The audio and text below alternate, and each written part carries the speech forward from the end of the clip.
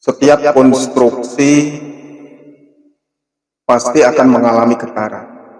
Apalagi kalau konstruksi itu adalah sebuah konstruksi mesin.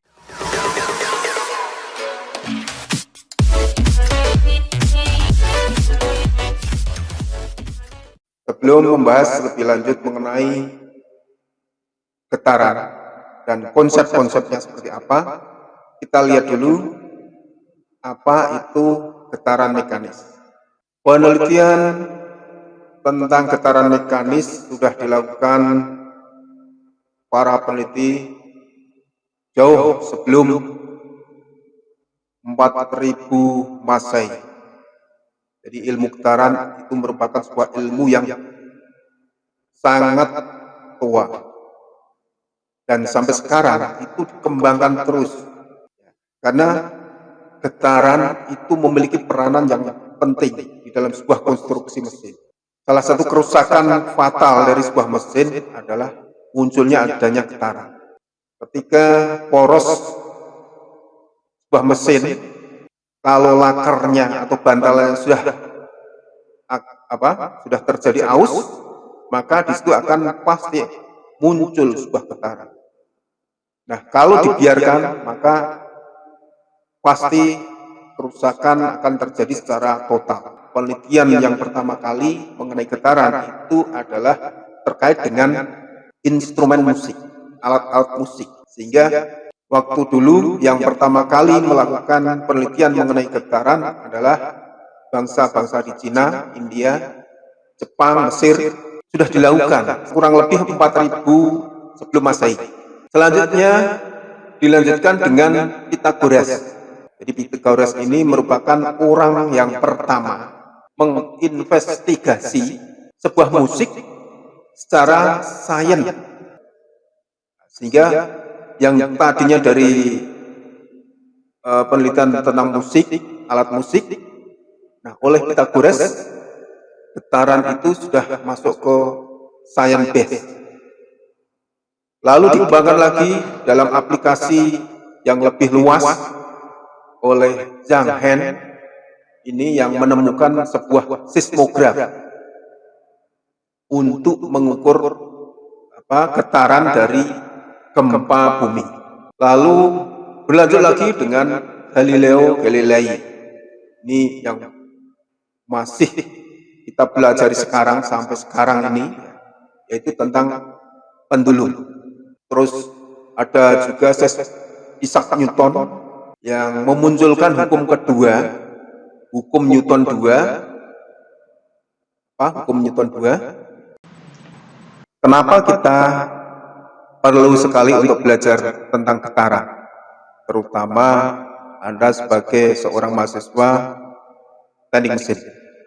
Bahwa apa yang kita lakukan, aktivitas kita itu sangat erat dengan adanya getaran.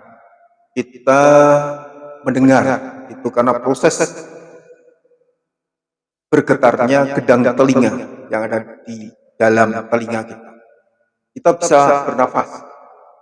Itu karena apa? Karena ada paru-paru yang bergetar, memompa darah. Di dalam teknik, manusia sebagai bagian di dalamnya. Jadi salah satu tujuan belajar getaran adalah mengurangi efek negatif getaran melalui desain mesin yang baik. Ketika Anda sudah mengetahui getaran, yang jelas getaran itu pada sebuah mesin itu akan mengganggu, sehingga perlu sekali untuk dihilangkan.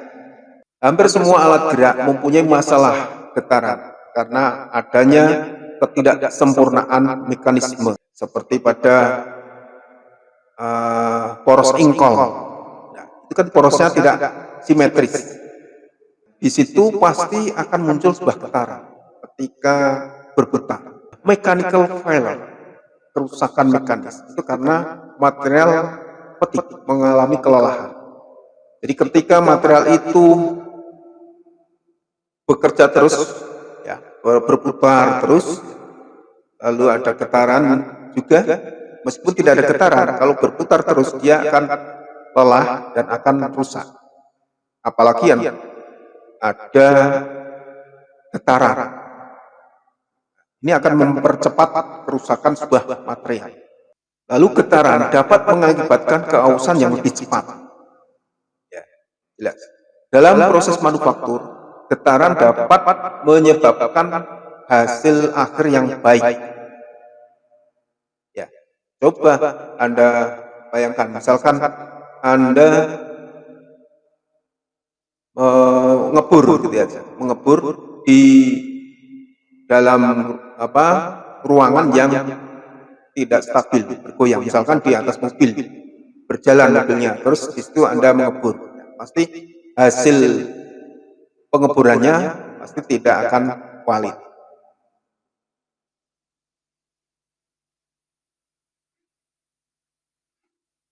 Nah, kalau dilihat di dalam sebuah konstruksi mesin, itu banyak sekali komponen yang bergerak, dan disitulah muncul adanya getaran. Misalkan katup, sistem katup, banyak sekali komponen yang bergerak. Piston, connecting rod, poros ingkol. Nah, ini banyak sekali komponen yang bergerak dan berpotensi akan terjadinya getaran. Kalau di total beberapa komponen yang menyebabkan terjadinya getaran. Nah, sehingga perlu sekali untuk mengurangi adanya getaran pada sebuah mesin tersebut. Nah, kalau getaran ini tidak dikurangi, dibiarkan begitu saja, efeknya seperti ini. Akan terjadi kecelakaan. Kereta yang besar itu bisa terguling. Itu karena apa? Karena ada getaran. Muncul getaran di antara roda dengan relnya. Ketika relnya bergeser sedikit dan terjadi getaran, padahal kecepatan kereta sangat tinggi, ini akibatnya.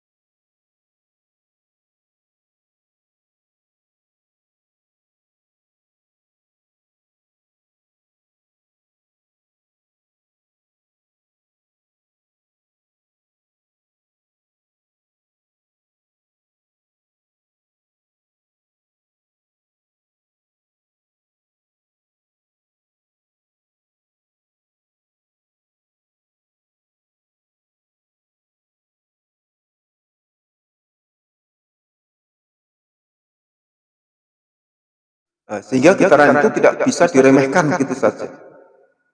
Namun juga getaran itu juga kadang ada manfaatnya. Jadi tidak semua getaran itu menyebabkan efek negatif, namun juga ada yang berefek positif. Misalnya untuk sebagai konveyor getar untuk pengecoran jalan, untuk mesin cuci, memang sengaja dibuat bergetar. Lalu untuk bergetarnya pada handphone, nah ini juga memang sengaja untuk dibuat bergetar. Nah, bagaimana untuk mengidentifikasi adanya getaran? Nah, secara mudahnya ya kita dengarkan. Nah, itu kalau sudah terdengar itu biasanya getarannya itu sudah tinggi. Ya, misalkan sebuah komponen mesin. Nah, kalau komponen mesin itu sudah bunyi, ada getaran, nah itu getarannya sudah tinggi. Nah, sebenarnya itu kalau penggantian komponen, kalau sudah berbunyi itu sudah parah. Biasanya ada komponen-komponen lain yang ikut rusak. Nah, jadi sebenarnya untuk mengganti sebuah komponen itu sudah ada getaran, tetapi belum kita dengar. Sudah ada getaran, tapi getaran itu belum terdengar oleh telinga secara langsung. Nah, itu sudah diganti. Nah, caranya dengan menggunakan sebuah alat. Namanya vibrometer. Ini merupakan alat-alat yang sudah banyak sekali beredar untuk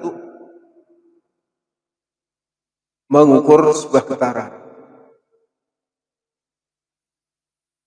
Nah, untuk penggunaannya bermacam-macam. Ada yang ditempel, ada yang ditembakkan dari jauh. Nah, itu sudah bisa mengetahui getaran sebuah mesin. Terutama untuk komponen mesin misalkan yang beroperasi pada suhu tinggi. Nah, ini nggak perlu kita dekati, ditempelkan alat tersebut pada komponen mesin yang panas tadi.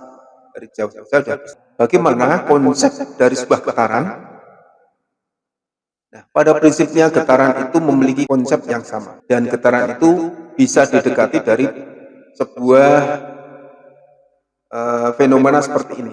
Ada sebuah massa yang digantungkan pada sebuah pegas. Nah, pegas ini tentu memiliki K, nilai konstanta. Nah, ketika pegas ini digerakkan atau massa itu digoyangkan sehingga akan terjadi pergerakan naik turun. Ketika di ujung sini itu misalnya dipasang sebuah spidol yang di belakangnya ada kertas, maka ketika ini bergerak naik turun, kertasnya ditarik ke arah kiri, maka akan membentuk gelombang seperti ini. Nah, ini namanya gelombang sinkros.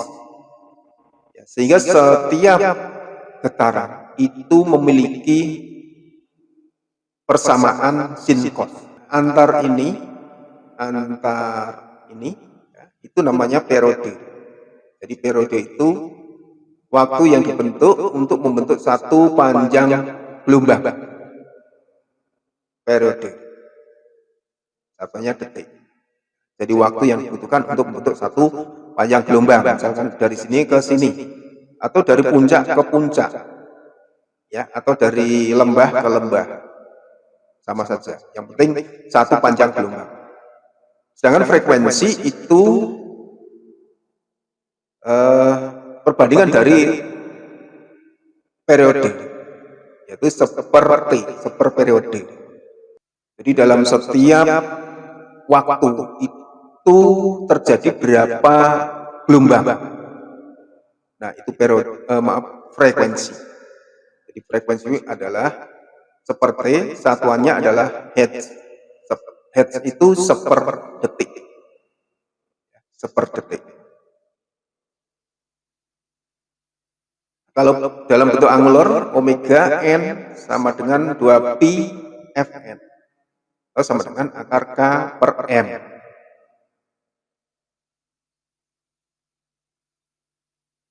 Selanjutnya, apa? Komponen-komponen atau komponen yang mempengaruhi sebuah sistem dari getaran. Jadi munculnya getaran itu berawal dari sini. Tanpa ada ini, maka getaran tidak akan terjadi. Yang pertama adalah adanya potensial energi.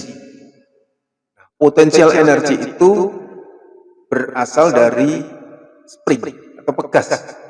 Jika pegas tadi diregangkan, lalu dilepas, maka di situ akan muncul potensial energi. Yang kedua adalah kinetic energy, energi kinetik.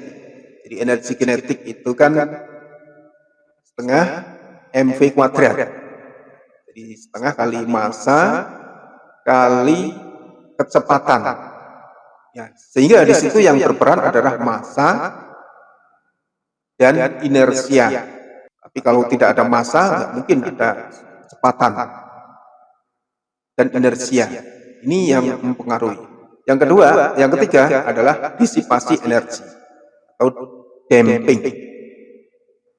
Damping itu peredaman. Jadi besar kecilnya getaran itu tergantung juga dari besar kecilnya redaman. Kalau dikelompokkan, getaran itu ada 3. Yang pertama getaran bebas paksa, ya, getaran bebas dan paksa. Yang kedua getaran teredam dan tak teredam. Yang ketiga getaran deterministik dan random. Getaran bebas dan paksa. Jadi getaran bebas itu tidak ada gaya luar yang bekerja pada sistem yang bergetar. Jadi sistem itu bergetar dengan sendirinya. Sebagai contohnya adalah osilasi dari simpel pendulum. Bandul tadi yang ditarik terus dilepas. Ini akan terjadi getaran tanpa ada gaya dari luar, ya bebas. Yang berikutnya adalah getaran paksa. Nah, kalau getaran paksa ini memang ada gaya yang bekerja pada sistem. Gaya ini gaya yang berasal dari luar sistem. Sebagai contoh adalah getaran yang terjadi pada sebuah mesin kendaraan. Mesin kendaraan. Nah, itu ada getaran paksa. Nah, getaran paksanya itu dari mana? Dari pembakaran bahan bakar. Dari pembakaran bahan bakar terjadi ledakan, lalu menggerakkan piston. Dari piston lanjutkan terus dia akan memutar roda. Nah, ada satu hal yang perlu diperhatikan ketika belajar getaran, yaitu resonansi. Resonansi. Jadi jika frekuensi dari gaya luar itu sama dengan frekuensi natural system, maka akan terjadi sebuah kondisi yang disebut resonansi. Jadi frekuensi gaya dari luar sama dengan frekuensi di dalam sistem tersebut. Ini terjadi resonansi. Ini yang berbahaya itu ini pada kondisi resonansi. Ketika Anda dulu pernah belajar ada garbitala yang digetarkan pada didekatkan pada sebuah gelas.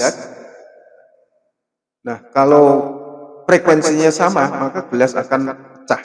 Nah, itu kenapa? Karena adanya resonansinya sudah muncul. Lalu getaran teredam dan tak teredam. Nah, yang mempengaruhi adalah damping, peredaman, faktor redamannya. Jadi dalam sebuah mesin, nah, itu yang bergetar, tidak ada mesinnya, semua yang bergetar itu biasanya dalam konstruksi itu diberi peredam. Bisa berupa karet atau bisa berupa piston sebagai peredamnya.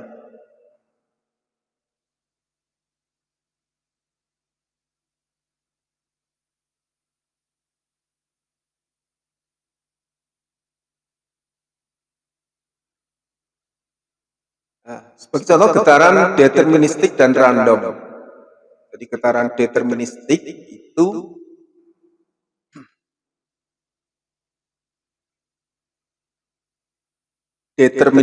itu bisa diprediksi.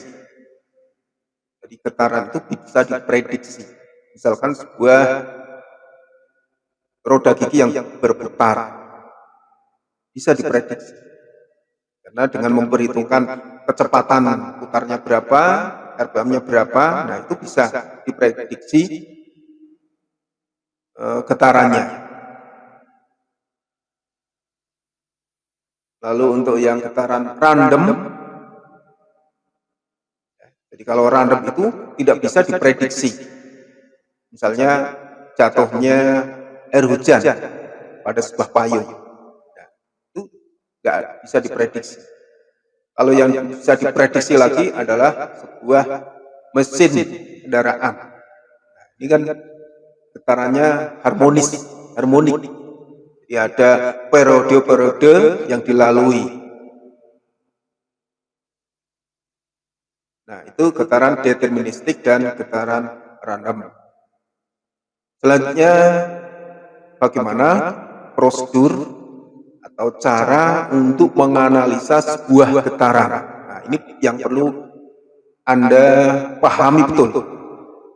Apapun jenis getarannya, baik getaran bebas, getaran paksa, getaran teredam, analisisnya adalah dengan menggunakan 4 hal ini.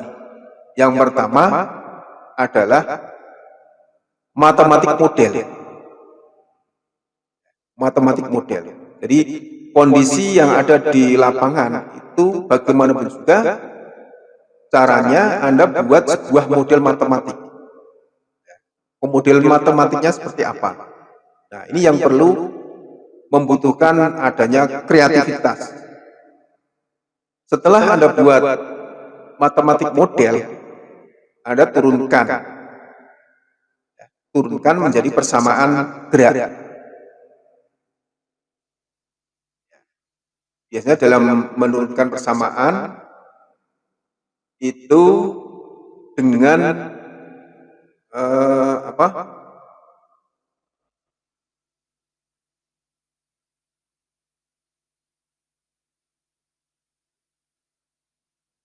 selanjutnya penyelesaian dari penurunan persamaan gerak dilanjutkan dengan penyelesaian dari gerak tersebut. Dari persamaan itu Anda selesaikan untuk menyederhanakan dari hasil persamaan tersebut. Lalu akan muncul hasilnya. Ya, hasilnya adalah sebuah persamaan getaran. Nah, untuk selanjutnya dari persamaan getaran itu Anda bisa masukkan ke dalam program komputer untuk diproses lebih lanjut. Misalkan untuk mengetahui bentuk grafiknya seperti apa, getarannya seperti apa, nah, itu bisa dengan menggunakan bantuan komputer. Di matematik model, yang pertama itu matematik model atau model matematik. Nah, itu menggambarkan aspek-aspek penting dalam sistem yang digunakan untuk menurunkan persamaan matematis. Jadi yang pertama kali Anda lakukan adalah membuat model matematik dari kondisi real yang di lapangan. Misalkan sebuah komponen mesin yang berputar. Anda buat model matematiknya itu seperti apa. Nah, ini yang perlu membutuhkan sebuah kreativitas. Tiap orang itu akan berbeda nanti hasilnya, tergantung kecermatan masing-masing. Ya, intinya untuk membuat model matematik itu harus cukup detail, tetapi tidak membuat persamaan matematis menjadi terlalu kompleks. Jadi kalau komponennya buaya sekali dimasukkan semua, itu pasti persamaannya menjadi rumit. Jadi harapannya persamaannya tidak rumit, tetapi meliputi banyak komponen. Nah, ini yang perlu membutuhkan adanya kreativitas dan kecermatan. Misalnya sebuah model seperti ini. Di situ ada bebannya adalah anvil, di bawahnya ada pet elastik, lentur, terus di bawahnya ada fondasi cor, terus di bawahnya tanah. Terus di atas itu ada beban yang dijatuhkan, sehingga mengenai anvil beban ini. Nah, ini akan muncul sebuah getaran tentunya, karena di bawahnya ini ada landasan yang elastis. Lalu ada fondasi blok, ya, meskipun keras, ini juga ada nilai getarannya. Kira-kira seperti apa model matematiknya? Yang pertama mungkin bisa didekati dengan ini. Dari anvil ini, ya, ini petnya tadi, petnya itu bisa didekati dengan pegas dan perdam. Ya, pegas dan perdam. Jadi kalau hanya pegas saja, itu artinya sangat elastis sekali. Tapi kalau dengan ada perdaman, itu getarannya bisa lambat. Semakin besar dampingnya, perdamannya, maka getarannya akan semakin pelan. Lalu dengan setelah foundation block, nah ini juga ada lagi getaran juga. Ini karena blok tadi, getaran yang ada di blok tadi. Terus berhubungan dengan tanah. Ini model yang pertama. Model yang kedua dengan seperti ini. Nah, bedanya dengan tadi, kalau tadi anvil dan foundation blocknya itu dipisah, kalau ini dijadikan satu, diakumulasi. Nah, ini kan tergantung dari masing-masing yang membuat model. Bisa dengan model pertama, bisa dengan model yang kedua.